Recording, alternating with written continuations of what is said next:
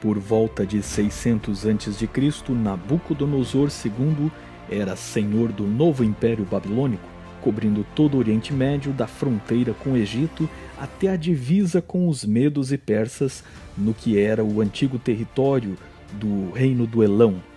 Mas enquanto isso, chineses estavam inventando a impressão, descobrindo o uso do ferro, e o filósofo Lao Tse estava nascendo. Os lídios começaram a usar moedas e que comercializavam com os gregos, que haviam inaugurado o templo de Zeus Olímpico na Grécia. No Egito, o farol havia sido inventado e na Índia era a época dos reinos chamados de Mahajanapadas. Em 595 a.C., subiu ao trono egípcio Psamético II e um pouco depois, Solon, um grande líder grego, foi feito arconte de Atenas, enquanto Roma seguia no período de monarquia e relação com os etruscos ao norte. Cartaginenses se expandiram pelo Mediterrâneo oeste e norte africano, enquanto colônias gregas floresciam ao oeste até o Mar Negro, a ponto de nascer a era dos seus filósofos. Bem-vindos ao canal Observatório 7, onde contamos a história sob 7 enfoques, sendo eles a história, a arqueologia, a antropologia, a filosofia, a teologia, a ciência e arte. Além da interdisciplinaridade, vamos sempre fazendo relação com o que acontecia na história de outros lugares do mundo, uma exclusividade deste canal. Curta, compartilhe, se inscreva, acione o sino de notificações para receber os próximos vídeos e examine a nossa bibliografia para este vídeo nas descrições abaixo do título.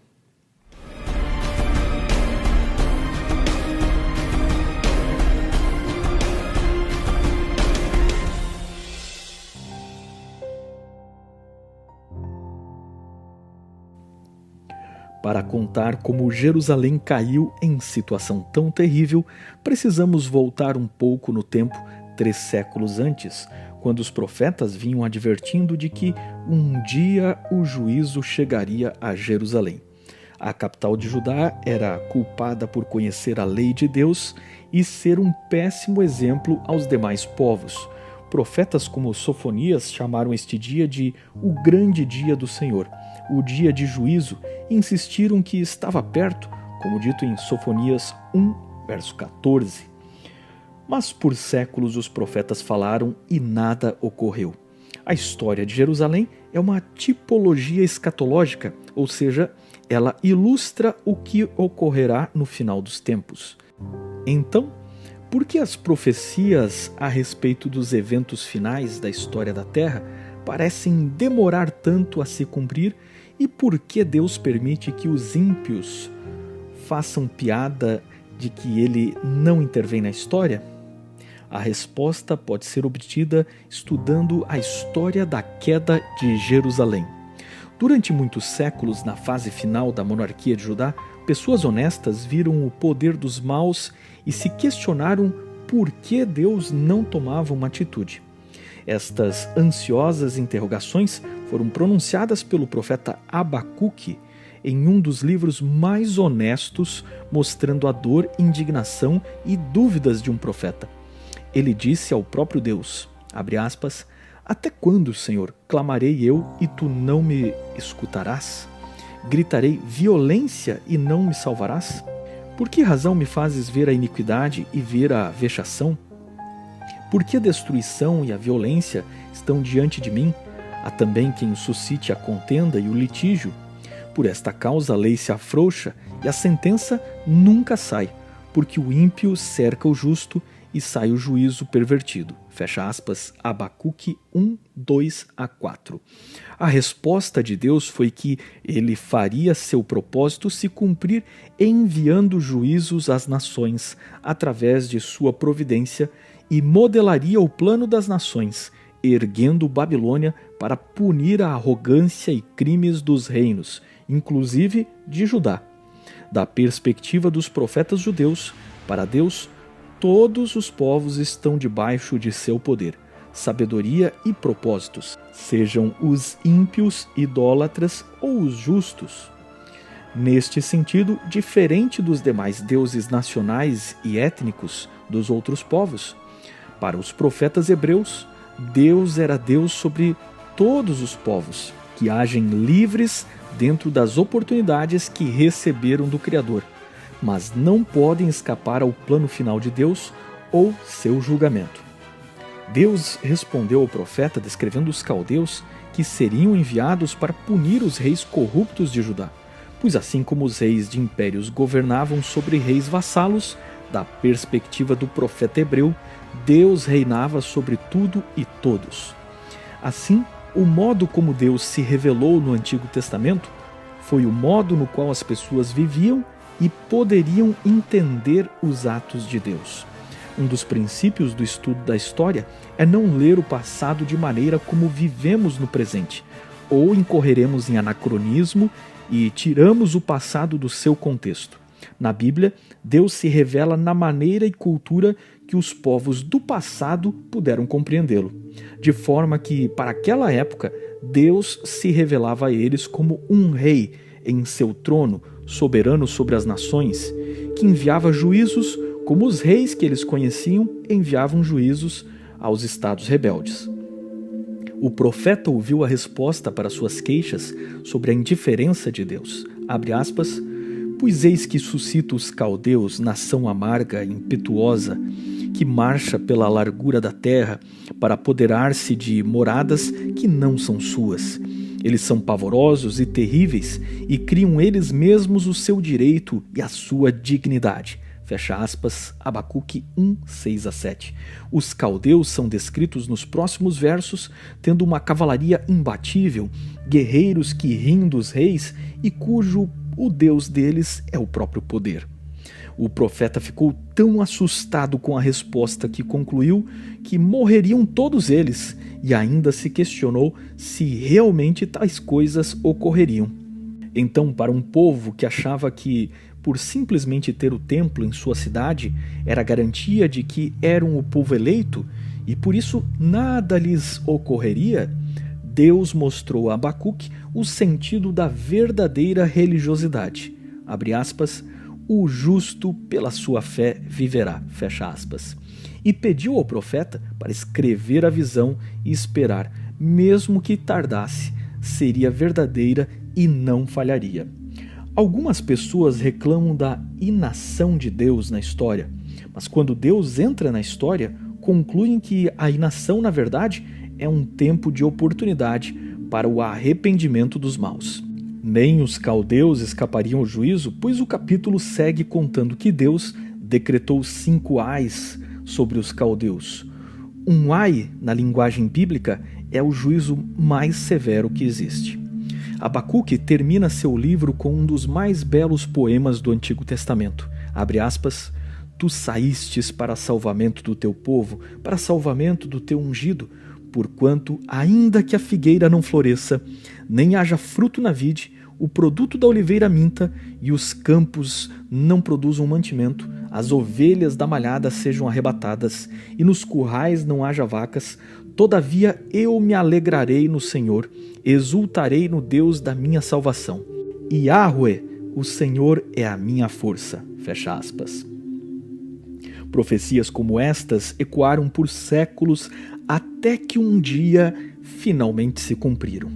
E como já vimos em episódios anteriores, os caldeus derrubaram a Assíria, venceram Judá, levaram uma amostra de cativos, entre eles os profetas Ezequiel e Daniel, que profetizaram em território babilônio, enquanto reinou o último rei de Judá, o inapto Zedequias, que foi entronizado pelo próprio Nabucodonosor em 597 a.C., ficando como vassalo dos caldeus.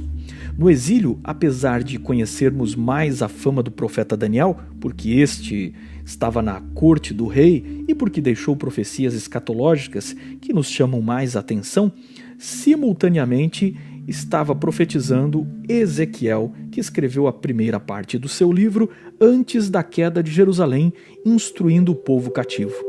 No meio da tristeza, Ezequiel iniciou relatando suas visões sobre a glória de Deus, com símbolos angélicos que João escritor de Apocalipse, usou mais tarde no seu livro. Ele viu seres com 4 rostos que podemos ver nos atributos de Jesus Cristo. O leão, simbolizando sua realeza, o bezerro, simbolizando a humildade e servidão do Messias, a águia, que é um animal que vem do céu, simbolizando a divindade daquele que desceu do céu à terra, e o homem, simbolizando sua futura encarnação, conectando o homem e o céu.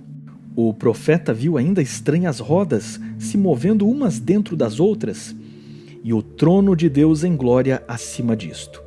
Estes símbolos confusos mostravam a situação que os judeus se encontravam de caos, desordem, confusão, mas acima de tudo isso, Deus estava sentado no seu trono, no controle e com sua mão dando e impondo ordem em toda aquela confusão. Para o povo da época, acostumado a ver os reis se movendo em seus carros de guerra para executar seus propósitos, esta estranha visão do trono de Deus sobre rodas fazia muito sentido e mostrava um Deus que estava no controle da situação, saindo para salvar o seu povo. O arco do dia de chuva, visto por Ezequiel, que chamamos de arco-íris, lembrava que Judá estava num juízo como foi o dilúvio, mas como Noé foi poupado, o remanescente de Israel seria poupado.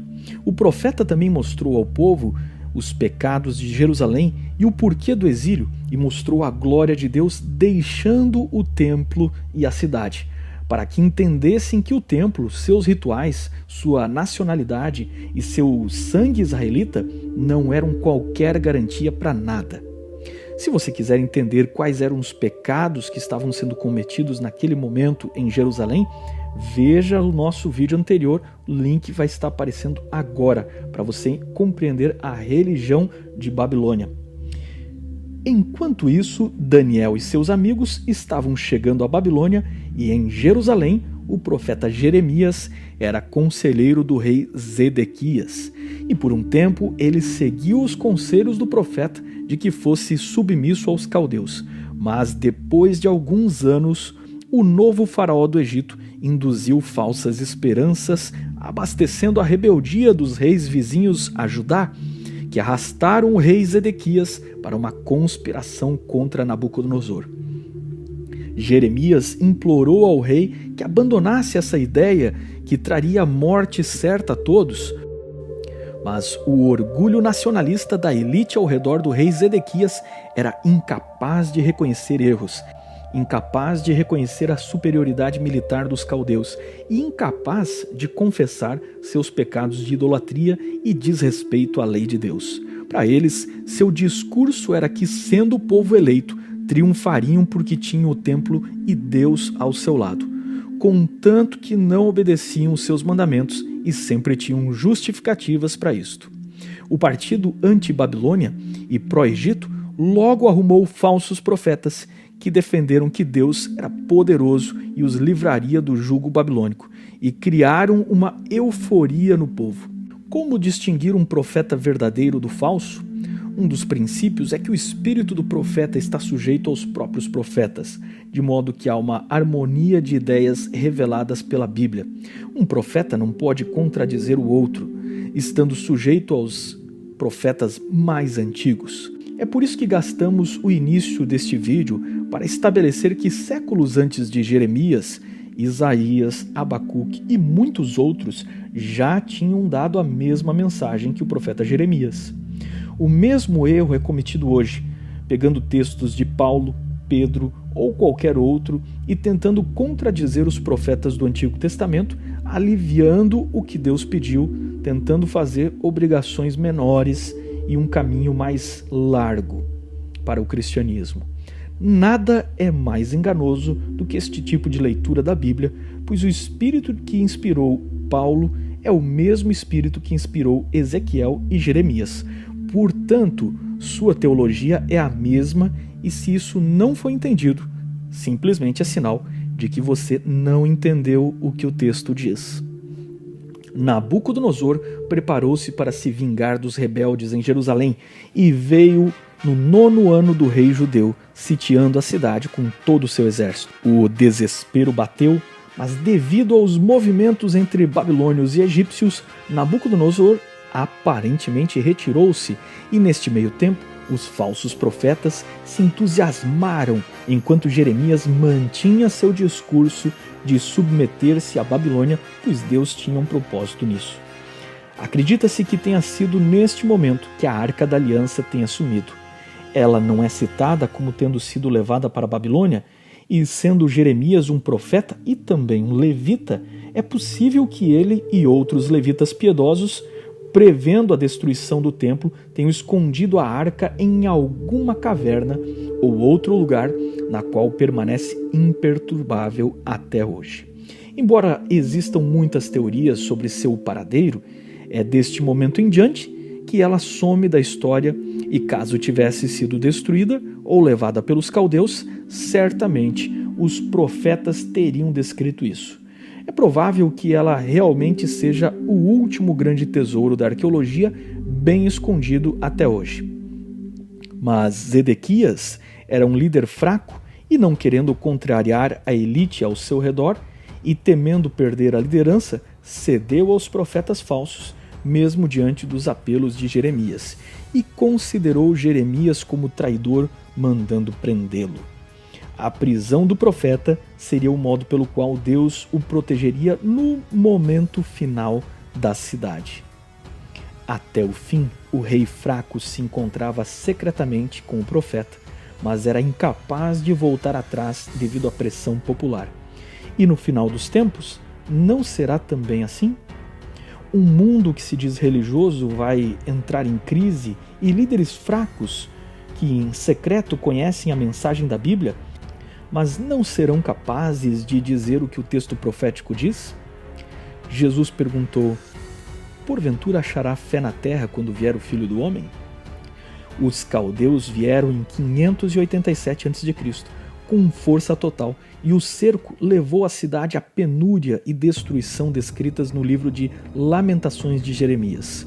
Cessou o júbilo de nosso coração, converteu-se em lamentações a nossa dança, caiu a coroa da nossa cabeça, ai de nós, porque pecamos. Fecha aspas, Lamentações 5, verso 15 a 16.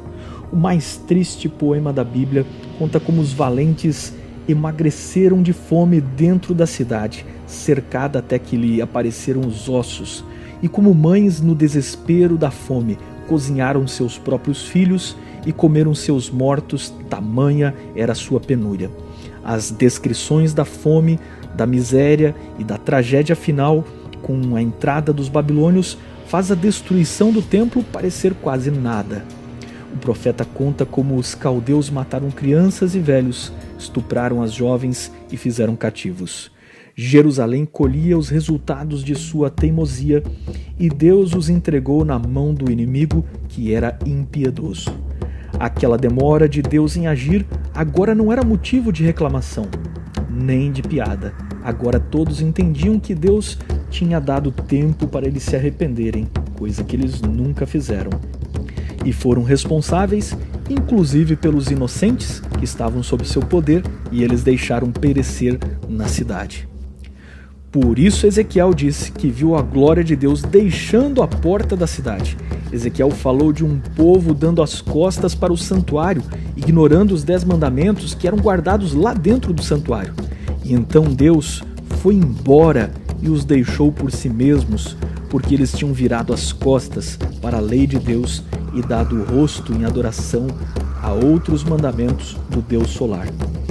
Os profetas estavam ensinando que a tragédia de Jerusalém é o que acontece quando o povo professa religiosidade formal, nominal, mas na prática dá as costas para a lei de Deus. Zedequias, o último rei de Jerusalém, foi feito prisioneiro e seus filhos foram mortos diante dos seus olhos por Nabucodonosor, que em seguida o mandou cegar para que a tragédia fosse sua última lembrança visual.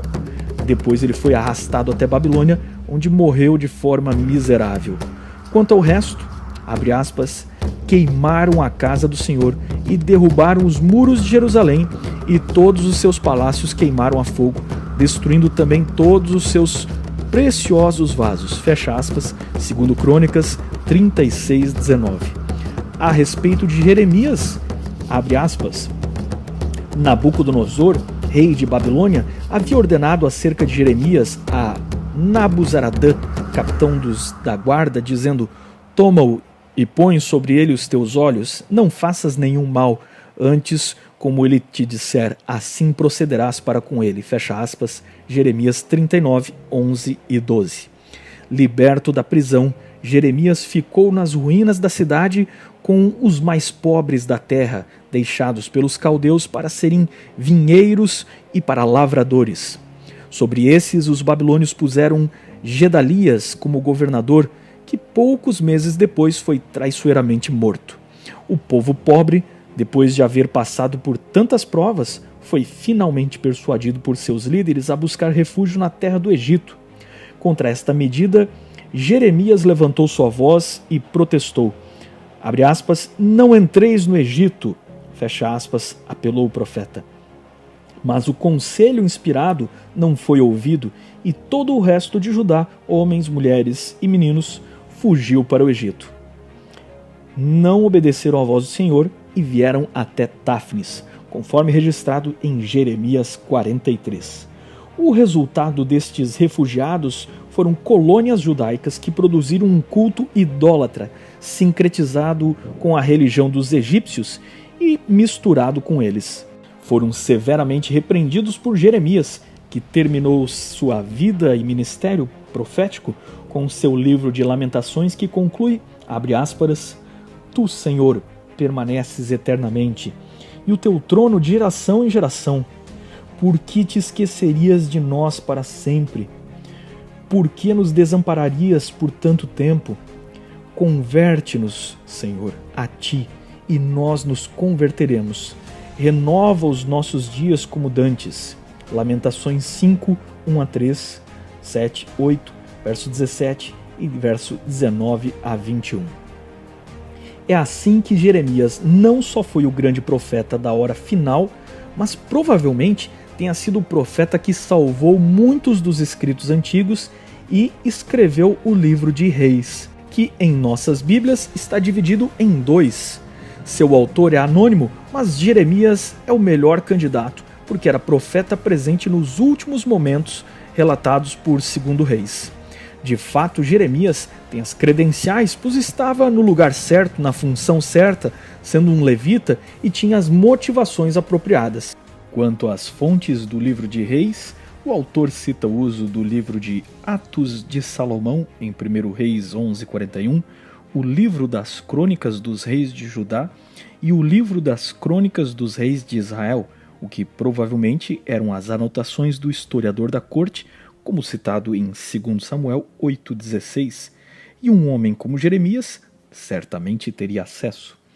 Ele sem dúvida utilizou de escritos dos profetas, como por exemplo Isaías, de onde ele parece ter copiado os capítulos 36 a 39 e registrado em 2 Reis 16 a 20. Pode ter usado um auxiliar para lhe ajudar a escrever, como usou Baruque para escrever o próprio livro de Jeremias. Obviamente, como em qualquer civilização do mundo antigo, existem dúvidas e debates sobre a cronologia dos reis de Israel. Então, nesta série, utilizamos a cronologia proposta por E.R. Tilly, um dos maiores especialistas na cronologia dos reis hebreus, citado em Gleason Archer Jr., Merece confiança o Antigo Testamento? Assim encerrou-se o reino judeu dos descendentes de Davi, e boa parte do Antigo Testamento estava escrito, mas ainda fragmentado. Os judeus passariam por 70 anos de reflexão profunda sobre suas origens, acompanhados pelo ministério do profeta Daniel, anunciando o futuro das nações e preparando o caminho para o gênio literário de Esdras, que reconstruiria a nova identidade da religião judaica. Será que tudo isso é só história? Ou tais registros nos servem para mais do que entretenimento e curiosidade? Não se estuda a história de ontem com a cultura de hoje, mas se estuda o momento de hoje pela história de ontem. A história está aí, permite inúmeras conclusões, mas vou deixar para você. O que você aprendeu para a sua vida?